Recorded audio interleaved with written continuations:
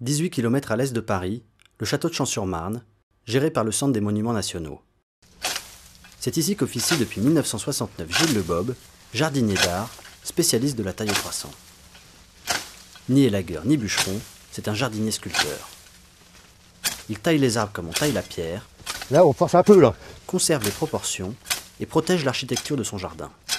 Les 1100 arbres d'alignement et les 2 km de palissade qu'il a taillés au croissant jusqu'en 1990 peuvent en témoigner.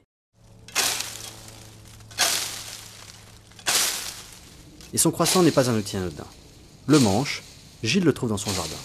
Là on peut le couper jusqu'à la petite fourche. Tu vois, elle n'est pas fêlée, tu coupes ça bien comme il faut là. Tu as tous les machins là, tu vois ça, à la râpe, faut pas que ça t'abîme les pattes. Puis là c'est bon ça.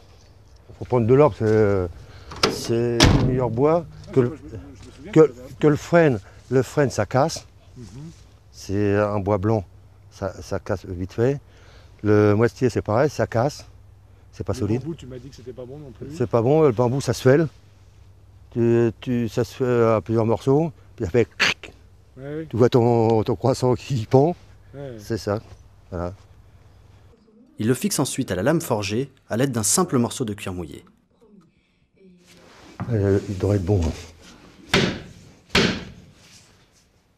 L'essentiel pour le croissant, Ah oui. c'est d'être équilibré. Ouais, quand il revient comme ça, c'est bon. C'est bon là. Et puis il faut pas qu'il tourne dans les mains quand tu tapes. Mais Gilles n'est pas un dinosaure ancré dans le passé. Il a évolué avec son époque, troquant son échelle contre une nacelle, et travaille aujourd'hui à la tronçonneuse et au lamier.